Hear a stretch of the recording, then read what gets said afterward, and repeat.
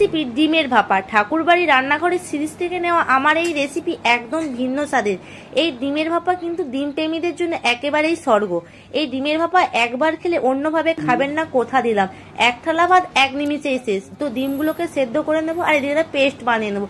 দু রকমের সরষা, পোস্ত, কাঁচা লঙ্কা দিয়ে জলে দিয়ে আধা ঘন্টার মতো ভিজিয়ে রাখবো। আর এদিকে দুটো মিডিয়াম সাইজের পেঁয়াজগুলোকে ভালো করে ছিলে ওর পাপড়িগুলোকে আলাদা করে নেব। আর এটাকে 2 মিনিটের জন্য ভাপিয়ে নেব, কারণ আমি এখানে ভাপা করব, কাঁচা গন্ধ না আসার জন্য আমি পেঁয়াজটাকে ভাপিয়ে নিয়েছি। তো এবার সবগুলোকে ভালো করে মিক্সিয়ে পেস্ট বানিয়ে নেব।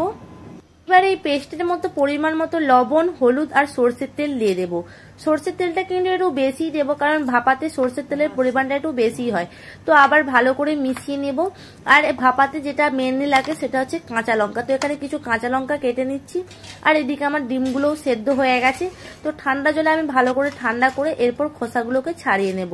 পুরো দিনের রান্না কিন্তু এখন আধুনিকত্ব যুগের মশলা না ব্যবহার করেই ঘরোয়া উপকরণ দিয়ে কিন্তু খুব সুস্বাদু রান্না করতো সবাই, কারণ মা ঠাকুমাদের হাতে অনেক রান্না খেয়েছি।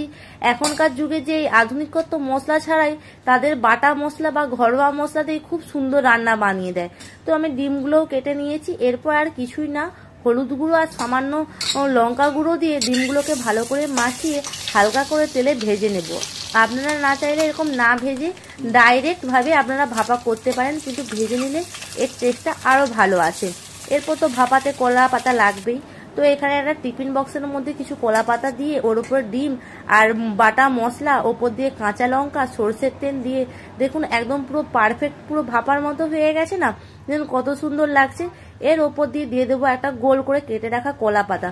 ওপর নিচে দুপাশেই কলা পাতা থাকলে ভাপার টেস্টটা আরো ভালো আসে। তোমার জলটাও ফুটছে, এবার গ্যাসের মধ্যে দিয়ে দিলাম। আর গ্যাসে দিতে গিয়ে দেখলাম গ্যাস শেষ, আবার ইন্ডাকশনে বসিয়েছি। দেখুন আমার ভাপাটা রেডি হয়ে গেছে। এরপর 5 মিনিট ঠান্ডা করে খুললাম, দেখুন কলা পাতাটাও হালকা হালকা পুড়ে গেছে আর কালারটাও কত সুন্দর লাগছে। তো এইরকম রেসিপি আপনারা একবার হলেও ট্রাই করুন, টেস্টটা কিন্তু জাস্ট অসাধারণ। আর ভিডিওটা ভালো লাগলে লাইক করবেন।